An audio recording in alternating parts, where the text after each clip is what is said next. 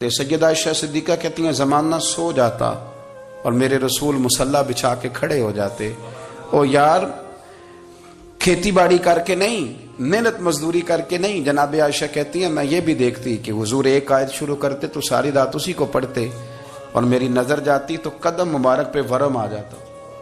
یار نماز پڑھ کے اتنی مشقت کر کے اتنی جد و جہد کر کے ورم آ گیا. یا رسول اللہ اتنی محنت کیوں کرتے ہو؟ فرمایا افلا اکون عبدا شکورا، کیا میں اپنے رب کا شکر گزار بندہ نہ بنوں؟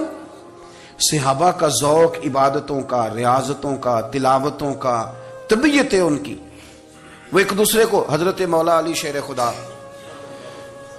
کرم اللہ تعالی وجہ الکریم کے زمانے میں روم کے بادشاہ نے کہا یار یہ مسلمانوں کا پتہ تو کرو، یہ آخر کیوں اتنے زیادہ مجاہد ہیں. اس زمانے میں جاسوس بھیجنے کا مزاج تھا. اب تو جاسوس پکڑا جاتا ہے، اب تو جاسوس ہو، اور جاسوسی کا شوق ویسے آج بھی ہے.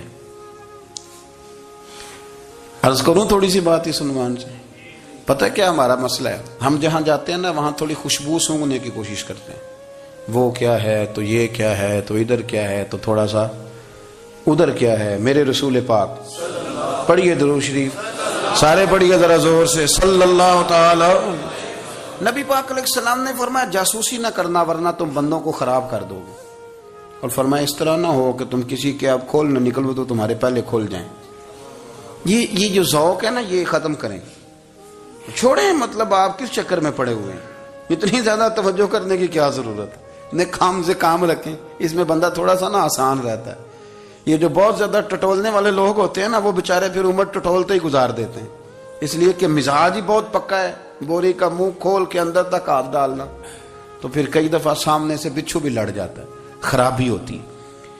تو جاسوسی کی جاتی تھی. اس نے بھی جاسوس بھیجے کیونکہ قبیلوں کے لوگ تھے، کچھ مسلم کچھ کافر، پہچانے نہیں جاتے تھے لوگ.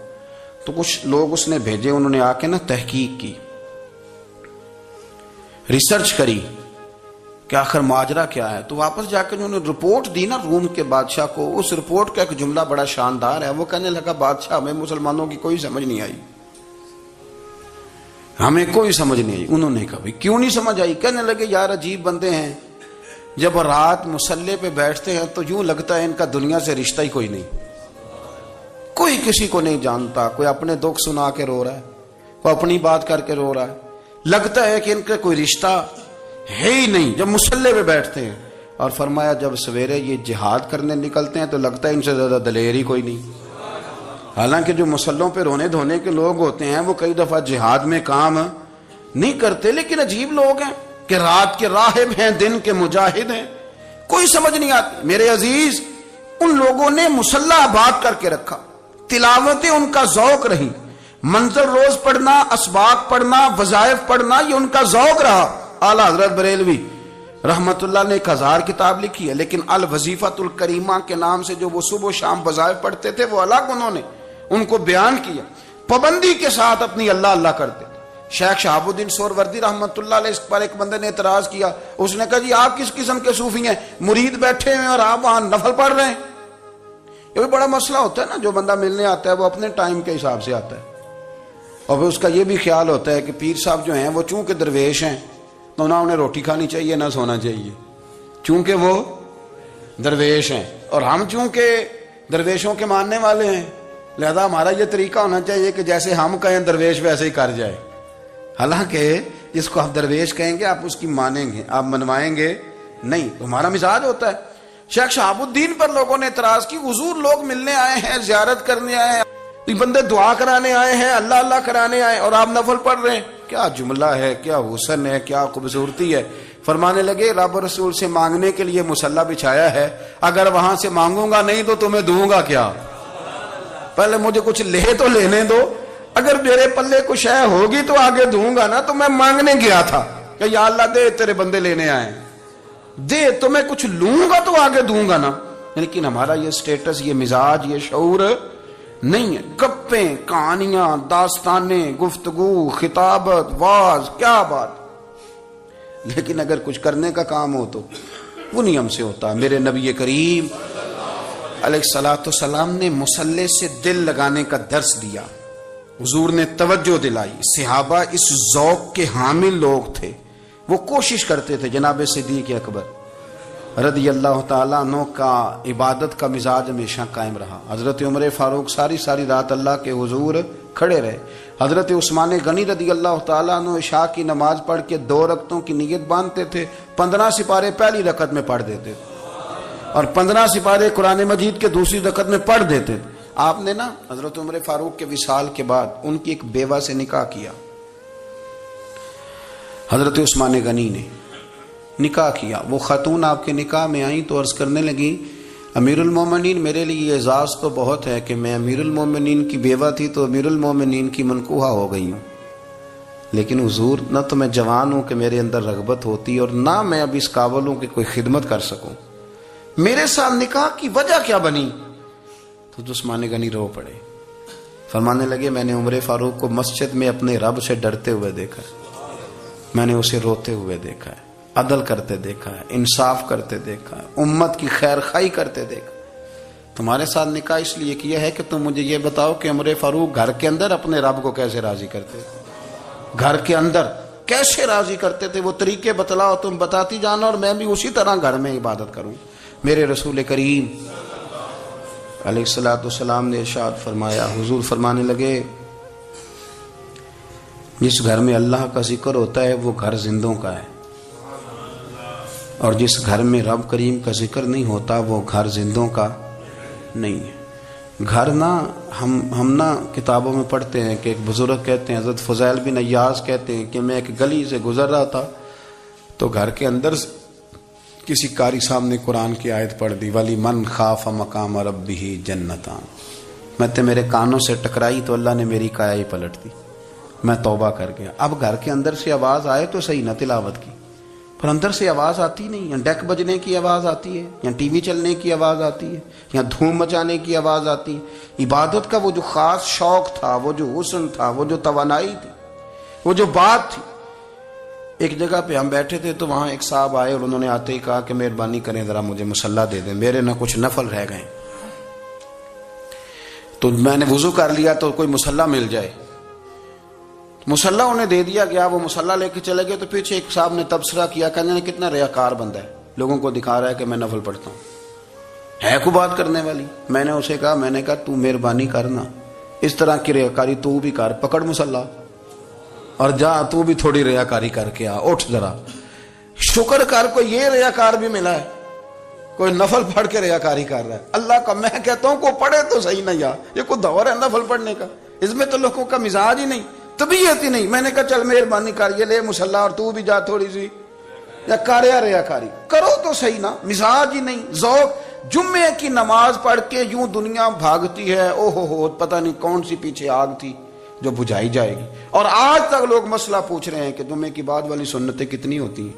میں نے کہا کتنے سال ہو گئے جمعہ پڑھتے، کتنے سال ہو گئے، ابھی تک سنتوں کا نہیں پتا، ابھی تک نے علم کے پہلے کتنی رکھتے ہیں اور بعد میں کتنی رکھتے ہیں. فجر کی سنتیں کب پڑھنی چاہیے، سنو فجر کی سنتوں کے بارے میں. میرے رسول کریم سید عالم صلی اللہ تعالی علیہ وسلم سے ایک صحابی نے پوچھا تھا، حضور میری فجر کی سنتیں رہ گئیں یا رہ جاتی ہیں تو حکم کیا ہے، کیا انداز ہے حضور کا. بخاری مسلم کے لفظ سنو، حضور سید عالم صلی اللہ علیہ وسلم فرمانے لگے، اس نے کیا پوچھا تھا، حضور جواب کیا دیتے، فرمایا فجر کی سنتیں کبھی نہ چھوڑنا، فجر کی پہلی 2 سنتیں کبھی نہ چھوڑنا. یا رسول اللہ صلی اللہ تعالی علیہ وسلم میری رہ گئی ہیں، رہ جاتی ہیں. فرمایا فجر کی 2 سنتیں نہ چھوڑنا، فرمایا فجر کی پہلی 2 سنتیں مجھے دنیا اور دنیا کے اندر جو کچھ ہے وہ سب سے زیادہ پیاری ہے.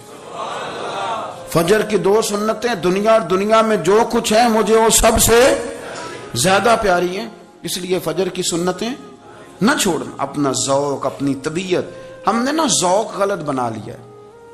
اگر 20 بندے کہہ بھی دیں گے تو نے بڑی شاندار تلاوت کیا تو کیا اس سے بنے گا، 100 بندہ کہہ بھی دے تیری کیا بات ہے، کیا بات ہے نعت خاں کی، کیا بات ہے علامہ صاحب کی، پیر صاحب کی، پیر مہر علی شاہ صاحب رحمت اللہ علیہ. آپ تشریف فرما تھے تو آپ کے ایک ہی بیٹے بابو جی جن کو کہا جاتا ہے، جس دن صاحبزادے پیدا ہوئے تو خادم نہ وہاں سے نکلا. ان لوگوں کے شوق اور طرح کے تھے نا تو ان کی توجہ بھی اپنے شوق کی طرف رہتی. تو خادم نکلا اندر سے، پیر صاحب مبارک ہو، پیر صاحب مبارک ہو، پیر صاحب مبارک ہو، پیر صاحب مبارک ہو، شور کر رہا ہے. تو پیر صاحب کو وجد ہو گیا، اللہ اکبر اللہ اکبر اللہ، او کیا ہوا، کس بات کی مبارک دے رہے ہو؟ عرض کی حضور اللہ نے بیٹا دیا ہے۔ تو آپ فرمانے لگے اچھا حضور آپ کیا ہوا، آپ تو پریشان ہو گئے۔ فرمانے لگے جب تو نے 3 دفعہ کہا نا مہر علی کو مبارک ہو، تو میں سمجھا تھا شاید تجھے کسی نے بتا دیا ہے کہ مہر علی سے اللہ راضی ہو گیا۔ میں سمجھا تھا کہ شاید تو یہ خبر لے کے آیا ہے کہ کسی نے بتایا ہے کہ مجھے آج خبر ملی ہے کہ مہر علی سے رب اچھا پتر ہوا ہے، الحمدللہ اللہ کا شکر ہے، پر میرے لیے مبارک کا دن وہ ہوگا جب میرا رب کہے گا کہ میں مہر علی سے راضی ہوں، میرے محبوب کہیں گے کہ میں مہر علی سے۔ آپ بات کو سمجھیں، شوق ہی کسی اور طرف تھا، دل ہی کہیں اور لگا ہوا تھا، طبیعت ہی کہیں اور مائل تھی۔ کوئی وظیفہ پوچھتے تھے تو پڑھتے تھے وہ لوگ، کچھ اللہ اللہ انہیں بتائی جاتی تھی تو کرنے کا ذوق رکھتے تھے، طبیعت تھی، قائل تھے۔ حضرت ربیع کہتے ہیں میں بڑی دور سے سفر کر کے گیا حضرت اویس کرنی سے ملنے، بڑی دور سے، اور جب میں پہنچا تو فجر کا وقت تھا، تو حضرت اویس کرنی کو میں نے پا لیا، تو وہ نماز پڑھ کے نا قرآن شریف لے کے بیٹھ گئے۔ فرماتے ہیں اشراق چاشت کا وقت ہوا تو نفلوں کی نیت باندھ لی۔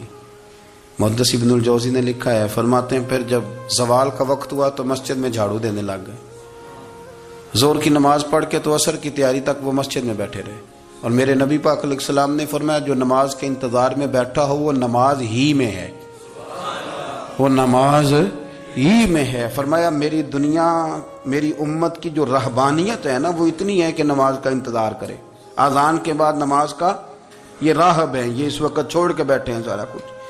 فرماتے ہیں عصر تک انہوں نے اللہ اللہ کی، پھر مغرب تک کی، عشاء کی نماز ہوئی تو نماز پڑھی تو وہ تھک گئے، اب مجھے وہ فارغ ہوں مصلی چھوڑے تو میں ملاقات کروں نا۔ یہ آپ حیران نہ ہو کہ اتنی دیر بندہ کیسے اللہ اللہ کر، ہم نے کی نہیں نا اس لیے ہم پریشان ہیں، جو عادی ہوتے ہیں وہ کر بھی لیتے ہیں، وہ یہ کام۔ میری بات کی سمجھ آ رہی ہے؟ جب جاتے ہو کسی دفتر میں تو 8 گھنٹے کھڑے رہ لیتے ہو نا، مجبوری ہوتی ہے تو کھڑے رہا جا سکتا ہے۔ پاسپورٹ کے دفتر بولیے، امیگریشن کی لائنوں میں، اور میں نے تو امبیسیوں میں بندے 12 گھنٹے پہلے جا کے کھڑے دیکھے، رہ لیتے ہیں کھڑے۔ تو اگر ان کاموں کے لیے رہا جاتا ہے تو اللہ رسول کے لیے بھی کھڑے رہا جا سکتا ہے۔ تو فرمانے لگے کہ جب عشاء کی نماز کے بعد آخر انسان تھے، تھک گئے، نیند کا غلبہ ہوا تو تھوڑی ایسے آنکھ بند ہوئی تو کھلی تو رونے لگے۔ حضرت ویسے کرنی رو کے کہنے لگے مالک مجھے غافل تو نہ کر، ابھی میں نے کیا بھی کچھ نہیں، دن ختم ہو گیا، کوئی نفل نہیں، کوئی اللہ اللہ نہیں، اللہ مجھے غافل نہ کر، میری مدد فرما۔ فرماتے ہیں جب وہ روئے تو میرے ساتھ جو شخص تھا میں نے کہا اٹھو چلیں، کہنے لگا حضور ملنا نہیں، فرمایا جو میں لینے آیا تھا وہ مجھے مل گیا ہے، جو میں ان سے سیکھنے آیا تھا وہ مجھے نصیب ہو گیا، اب اور میں نے کیا لینا، ختم ہو گئی بات، اٹھو چلیں۔ اللہ کے بندوں نے حضرت ربیعہ بن کعب اسلمی رضی اللہ تعالیٰ عنہ فرماتے ہیں، کہتے ہیں جب بنو قریظہ اور بنو نذیر یہودیوں کے ساتھ حضور علیہ السلام نے جنگ کا اعلان فرمایا تو وہ دشمن ہو گئے، ہمیں خطرہ تھا کہ وہ رات کو کہیں محبوب کو تکلیف نہ دیں، تو کچھ لوگ نا تلواریں لے کے نبی پاک کے دروازے پہ پہرے داری کرتے تھے۔ گن مین رکھنا حرام نہیں، اگر کسی کو واقعی خطرہ ہو تو اس کے لیے سنت بھی ہے۔ حضرت علی المرتضیٰ تلوار لے کے حضور کے گھر کا پہرا دیتے تھے۔ حضرت ربیعہ بن کعب اسلمی رضی اللہ تعالیٰ عنہ فرماتے ہیں کہ رات میری ڈیوٹی تھی کہ میں حضور کے گھر کا پہرا دوں گا، تو فرماتے ہیں میں باہر سن رہا تھا، ساری رات ہی میرے نبی پاک نے اللہ کی تسبیح پڑھی، ساری رات، کبھی تسبیح، کبھی تحلیل، کبھی تحمید، کبھی تکبیر، ساری رات۔ فرماتے ہیں ساری رات حضور پڑھتے رہے اور ساری رات ہی میں سنتا رہا، مجھے اونگ آ گئی، میری آنکھ لگ گئی، حضور ابھی پڑھ رہے تھے، میں تھک کے سو گیا۔ اور فرماتے ہیں جب میری آنکھ دوبارہ سے کھلی تو میرے کانوں میں پھر کوئی چیز گونجی تو میں نے کان لگایا تو میرے حبیب ابھی بھی اللہ کو یاد کر رہے، ساری رات حضور رب کی عبادت کرتے۔ اسی لیے تو کہا یا ایھا المزمل قم اللیل الا قلیلا، حبیب ساری رات تو نہ جاگا کا، تھوڑا آرام بھی کر لیے گا۔ میرے بھائی اپنا مصلی، اپنی عبادات، اپنے وظائف، اللہ اللہ جو آپ نے کسی سے سیکھی ہے اس کو کبھی کمزور نہ ہونے دیں۔ شجرہ شریف جو کسی بزرگ سے آپ لے لیتے ہیں تو کیا رسم ہے کوئی؟ اس پہ کچھ لکھا ہوتا ہے، وہ پڑھنے کے لیے دیا جاتا ہے، اس پہ لکھا ہوتا ہے کہ یہ اللہ اللہ آپ نے کرنی ہے۔ ساری زندگی کسی اسکول میں داخل ہو گئے اور وہاں جا کے آپ نصاب ہی نہ پڑھیں، کتاب ہی نہ کھولیں تو پاس ہو جائیں گے؟ وہ کہتے ہیں میں 20 سال جاتا رہا ملا کچھ نہیں. تو آپ نے لیا کیا ہے؟ ایک اتنی سی کتاب تھی، اس کو تو کھول کے آپ دیکھ نہیں سکے، اس کے وظائف تک تو رسائی نہ ہوئی، اس لیے کہ اللہ اللہ کرنا مشکل ہے اور تصویر کھچانا یہ آسان کام ہے. تو جو آسان ہے اس طرف ہماری توجہ لگی رہتی ہے اور جو مشکل ہے اس طرف ہم ذوق پیدا نہیں کرتے. یا ایھا الناس اعبدوا ربکم الذی خلقکم والذین من قبلکم لعلکم تتقون. اے لوگوں اس رب کی عبادت کرو جس نے تمہیں پیدا کیا اور تم سے پہلوں کو پیدا کیا، اس لیے عبادت کرو کہ تم پرہیزگار ہو جاؤ گے. مالک سمجھنے کی توفیق عطا فرمائے.